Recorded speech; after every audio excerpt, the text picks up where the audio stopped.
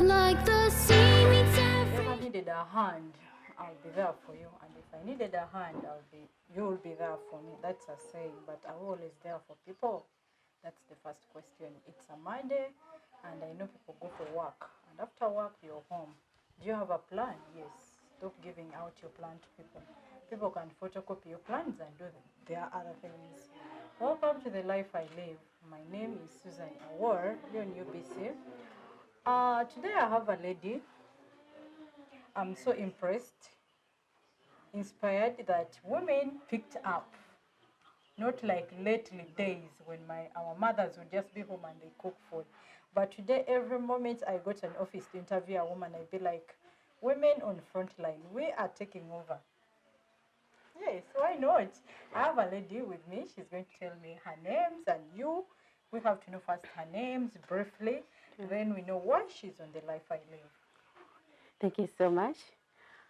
Viewers, my name is Ms. Masawa Rosemary. I'm a special needs teacher, professionally trained. I hold a degree in special needs education. I'm a teacher at Embrace Culture. We center where we empower young adults with intellectual disabilities, which are due to autism, Down syndrome, epilepsy, hydrocephalus, and others as they come, but mainly intellectual disability. So I'm a teacher. Today I have a teacher, someone who decided to go to school and learn about disabilities. Because people always say, why do I have to go and learn about disabilities? There are other courses out there. But she said it's a no. I have to give a hand. Thank you for that. Maybe we can know, are we talking about a condition, a situation? Let's start from there. Yeah, we are talking about a condition called Down syndrome. Like I listed earlier, this is one of the conditions that contribute to intellectual impairment in children and adults. So it's a condition, it's a lifelong condition which occurs before the child is born. Actually, the cause is kind of a lot of biology involved because it involves division of the chromosomes. There's always an excess chromosome 21 that causes that disability. Yeah, so that is all about Down syndrome, and the child is born with it. So it has a cause? Yes. Okay, let's look at the cause part of it, maybe. You guys have known what we are talking about is Down syndrome. I don't know. Down syndrome. Down syndrome. Yes. I don't know the Luganda word.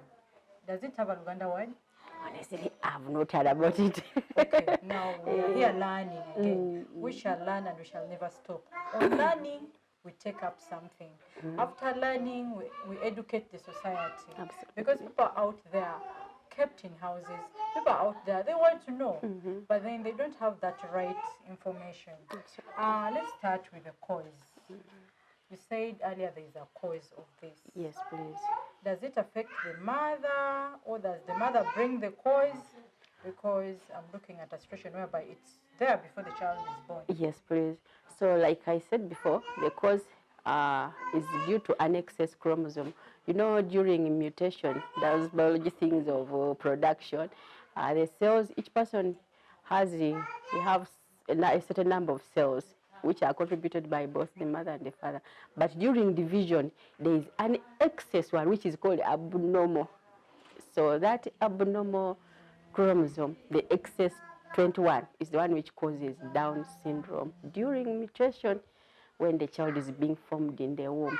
So most people, okay, some information is that maybe it is due to the mother's age. But again, contradicting to that, you find that children with Down syndrome, most of them are born by mothers who are below 35. Yet on the other hand, it was at first assumed that mothers who are above 35 are the ones who are most likely to have children with Down syndrome. But again, many of them are born to mothers who are below 35. So that one is a kind of contradiction which I can't explain. So teacher, make me and someone on the life I live know, how do I know my child has this condition? Oh yeah, so these children are born with characteristics that you just look and you know. One of them is they have a flat face. They have tiny ears. they have a short neck, they have a big tongue which comes out, and very tiny eyes. Yeah, so, and by the all of them, they look alike worldwide. If you saw a child with Down syndrome from Uganda, you saw the one in China, you saw the one they all look alike because the cause, remember, is the same. You get it? Yeah, so they look alike. When you just look at them, you will know that this one has Down syndrome. Though the levels differ, some of them have mild, moderate, and severe, but still it is the same, it appears the same. Getting back to that, what you say they look alike, it's true because I saw a child at this center and I wanted to ask you, is this child from some district that I've been to? Or I wanted to ask that, but I said to myself, respect the society you're in. Absolutely. Okay, let's look at the child. I know now my child has flat eye. That Flat is face. flat face. A The short tongue- neck, the short tongue neck. is big, it comes out. Does this affect talking also? Yes, very much. That time, because it is big, it affects their speech a lot, a lot, a lot. Yeah. So is this treatable? No, like I said, it is a lifelong condition. Okay, let's look at the situation whereby the mother is still pregnant. Is there some machine that can tell Susan, who is pregnant, that your child you're carrying is likely to have this condition? I think with the improved and advanced technology nowadays, it is possible. Because like sometimes they can tell that you're going to have a child with a cerebral palsy when they scan and see, considering the conditions you have been through. So I think it is the same with Down syndrome. They can check and tell you with a scan, because I know technology has gone really ahead. So it could be possible, though I've not yet heard about it, but it is possible, I assume. Okay, if I just reminded you, we are learning and we have a teacher Yes, please. who is going to teach us more and more and more. Just get your pen, and if you just joined in the middle of the conversation, you're on the life I live. We are learning about conditions that me and you might not have known that are there in the society, but people feel it's not normal. But what's here will make you feel it is normal because we don't create anyone. Me and you are just born the way we are. And you have to tell God thank you. Every morning I tell God, thank you for creating me this way. My team always keep making fun out of me. I don't see well, I don't hear, I don't do this. But I tell God, please bless them with children just like me because they keep making fun out of me. Sure. Let's look at a situation whereby a child is brought to this center. A child has the same condition, Down syndrome. Down syndrome. Does this child come here to study, or this child comes here for just to stay here to make her or himself comfortable? Yeah, to begin with, the children with Down syndrome, like any other child, they just need support to be able to learn. And first of all, the parents, once the parent accept, you know, the challenge we have with some parents, they live in denial. They don't want to accept what they see. Some go an extra mile, assuming it is witchcraft, it is a curse. So, but a child with Down syndrome, just like any other child with a special needs, or any child with normal, who is normal in quotes, none of us is normal. They are also supported and they learn very much as they are intellectually impaired. Let's look but at they the learn. situation. You're a teacher. Yes, please. Can I take such a child to any other school? Yeah, it is Any possible. other? Yeah, a child with Down syndrome, Can provided that school has a teacher who knows how. Just need to know how to support. Yeah, in fact, like in inclusive schools, have you heard something about inclusive? Yes. Yeah, so in inclusive schools, they are there. So you just need to have a teacher who knows. Remember, these children, because they are intellectually impaired, they are slow learners. So they need a lot of time and patience. Exactly. And their attention span is low. So a teacher must know that this one is a special case, needs more time, needs clear instructions. You don't just give abstract instructions. So any school that is accommodative, it can take on these kids as long as the teacher is there and knows what to do. Yeah, the challenge is some of them go to inclusive schools where teachers are not trained and they don't know what to do, so they just leave them behind because they are slow. Yeah. At what age and what stage do I know my child has Down syndrome? From birth, you can From birth, identify, yeah? yes, because like I've given you the features. Once you give birth, So it as I is. see my child has small ears, very tiny ones, but mine are small too. No, they are no more compared to your body. Hey, remember these are, Not even this one. yeah, but remember the other additional characteristics that identify these kids. You might have tiny ears, but when they are like, you also have Okay, tiny do we ears. have doctors that take care of such situations? I think all pediatric doctors who take care of children can identify this. Yeah, they can. When you go to them, they are able to tell. Yes. Okay, learning doesn't stop. And when you learn, you get to know more. Exactly. This is a center. You are a teacher. Yes, please. What inspired you personally to study about teaching person with disability? I remember it was in the year 2002. I was teaching in an inclusive school. Then we were sent somewhere for a training on deaf-blind children. Have you had a condition called deaf-blind? So we were given, it was a workshop. Maybe someone would want to know, because me, I know deaf-blind, someone out would not know. Yeah. Maybe So you can briefly explain that. yeah, so deaf-blind kids are kids who are deaf and blind at the same time. These are called multiple disabilities. And actually, that's what happens with like a child has Down syndrome, but also has intellectual impairment. Those are multiple disabilities. They really affect them greatly, but they can be helped. So I was sent for that training in 2002. By then I was teaching in Moroto, an inclusive school. So when I was trained, I first fell in love with sign language. Remember, it was deaf and blind. So when we taught about sign language, oops, I just loved it. I said, I must learn this. It is something unique. So I went and applied for a government sponsorship for a diploma in special needs. And by God's grace, I went through. So after that, since then, special needs is just part of me. If everyone had the spirit you have, I'm pretty sure would be respected. But you find someone being like, I can't associate with Valema. I can't do this.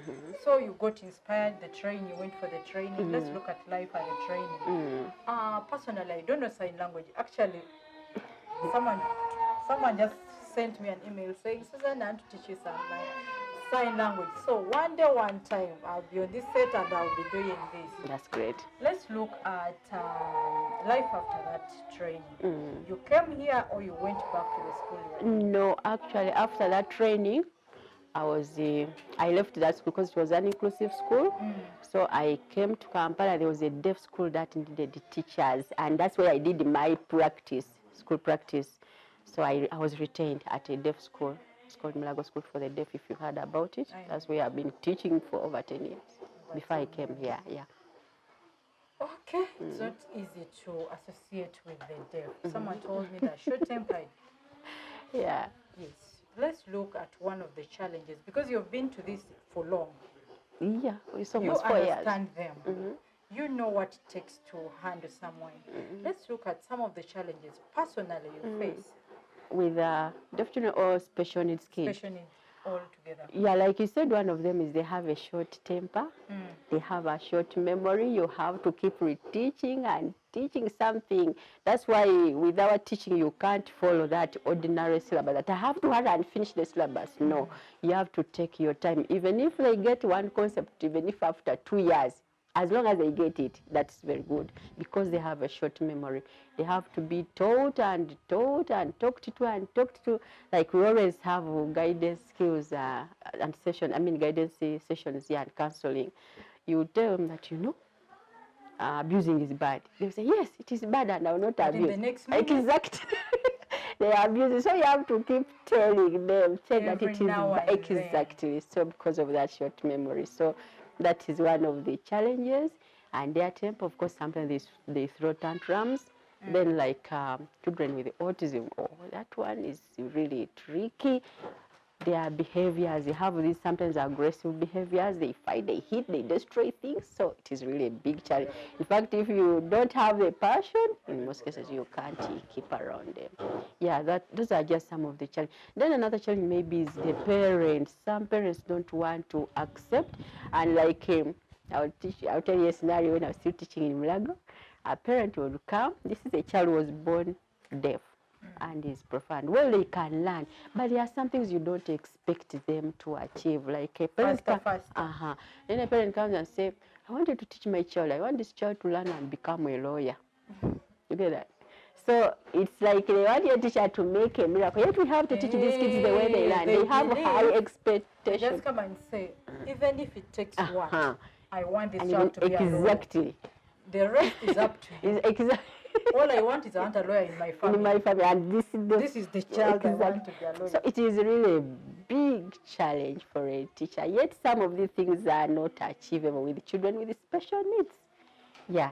So those are simply some of the challenges that I've experienced with I special think being needs. a parent and a teacher, now we are two, because I'm a parent, you're a teacher, I know you're a parent too. Parents need to know that we need to work hand in hand with teachers. Exactly. Always be there and tell myself, if a teacher told me your son can do this, I'll push my son into that. If a teacher told me your daughter can do this, Exactly. we can push my daughter to do that. That is I it. think we need hand in Exactly. hand. That mutual understanding and agreement. Yes. You sit and discuss. Like that's what I normally tell them. Say, yes, you see, my dear parent, this child may not achieve this, but there is this other thing that he or she can achieve. So let's focus on this and leave this one, which will waste our time, and yet at the end of the day, we don't achieve it. Okay, before I go out for break, we are learning about Down syndrome. The word seems to be disturbing, but because I'm learning it for the first time, and actually, I don't know, someone told me people see you with a situation and categorize you into that. Nebagamba, that one with a small face, that one with this and this. So today we have learned how those people's, the condition is called. You never know, the society will learn to respect how God created people. For now, I'm going out for break, and I'm still with our teacher. You know, she has been into this special need thing, and it's quite inspiring and motivating that someone says, I'll go and learn about person with disability.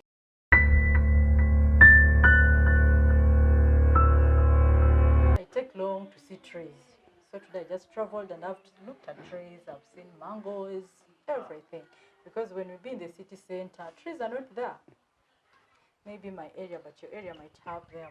Okay, we are still with Madame. Now let's look at a situation whereby right now, as we talk, kids at home and are with their parents.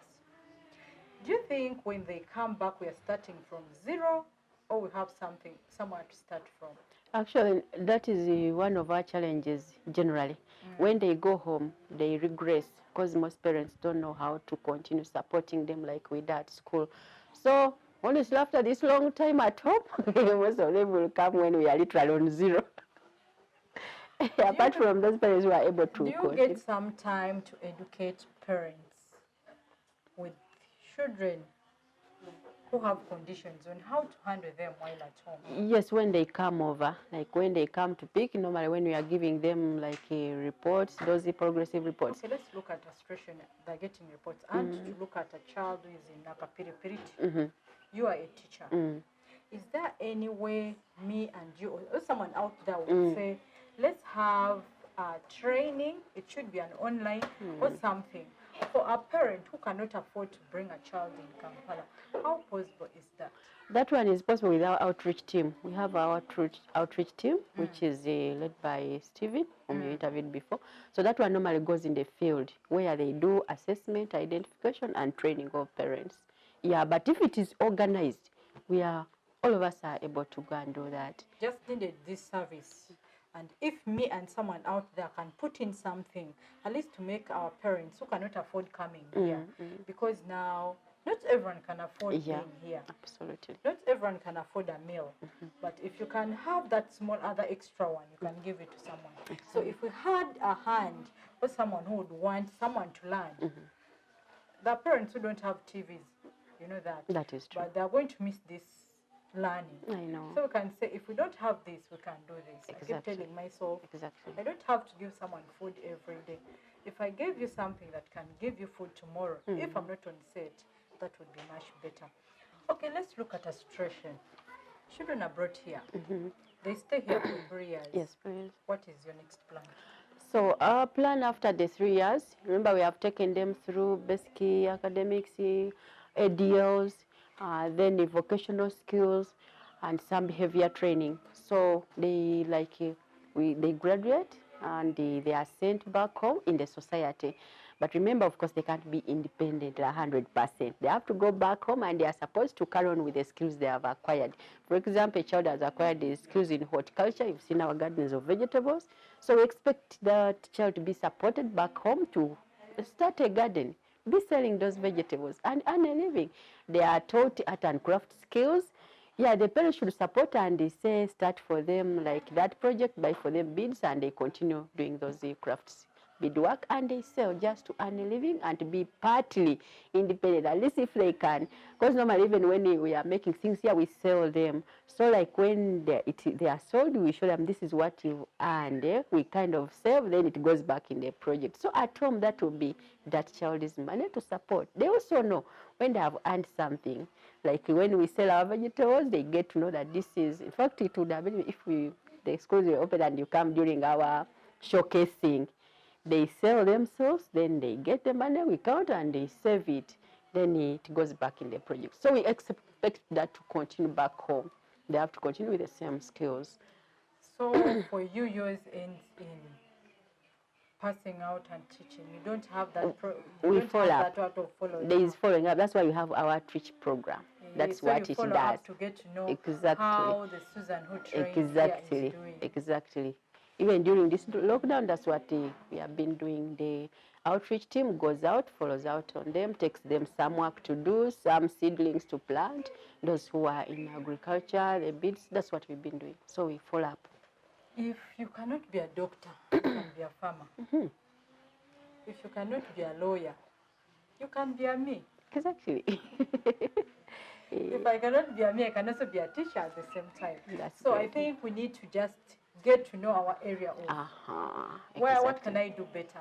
If digging, that is it. Go for Let's it. go. Exactly. And to my parents, if your child ever tells you to be a farmer, please support this child. Exactly. Give the child a hand. Just digging, wake up in the morning with the child, say, this small garden is yours. Mine.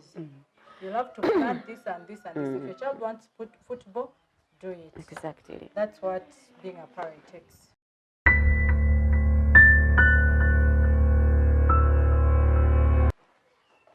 Hi. Bulungi. Jebale. Amanya gaffe soko ngambika amanya gaffe. My name is Nahando Oliver. How old are you? It is 28. 28. So what are you studying here? Farming, laundry? Farming and sandals and okuyamba iti abaana obayambako tebayambako kola kinaki olumu nina teacher taliwo esomesa tameri nina ekirasi esomesa olumu wali etula n'abaana noba ne bataleekaana n'obabeezabeezaawo awo kati ku makya wokeera wano okola ki ku makya ki kyokugamba nti nkedde ku makya ki kyosookerako ng'omuntu osaba osaba ezimu ebirala omusa anti enama anti iweteo otola olaba TV. That's so nice. Okera ku makya n'olaba TV ekitegeeza kuweraba ema ola ebimu sande zonna badde manyi Oliver okera bukezi ku makya n'ogamba bannange anti tekeko TV neerabe njagala kulaba TV okera n'okolako ebirala n'ogamba kati bino mbimaze awo kandabewo TV ekyo kirungi omanyi okwoza bulungi nnyo ate okulima alima emboga ezo wazirimako twasimima n'ennyaanya kitegeeza bwemba nva wano ogenda kunsibirako enva ze walima ngende nziri ongambe anti naawe genda olyeko zino oba nkomewo nfumbireko nzirye enakolaki osibirako tonsuubize notansibira nja kukomawo ngamba abantu Oliver yansuubiza Yes, embuga it. nina osasula mbadde manyi ogenda kunsibira busuubizi ngende nnime. This is how great this girl knows money. I think she'll be a very great businesswoman in future. I wanted something for free and she's like, no, it's for money. So I have to pull out money and pay for it. Kale Oliver, kati katutunuulire wova wano. Oyagala genda kulima osanga omuntu ali yakulabye. Ayandiyagadde n'akuwaako osanga nange mwennyini nja gamba Oliver wova ku ssomero nja kuba nkuleeterayo busids oba olime. Kiki oyagala okukola ng'ovudde wano? Njagala olima funemu business. Business ki eyo gye tutunuulidde wano? Tulina tomato and in apple. Kati waka waliwo ettaka ly'ogenda okulimirako. Ewaka tulina ettaka nene. Kale kati wona atuuka okulima nja kukuleetera ebyo oba ajja kunkubira w'olituukira okulima tinja kwereeta sijja kusindika ssente nja kujja ngambe nti Oliver nakusuubiza okuwaayo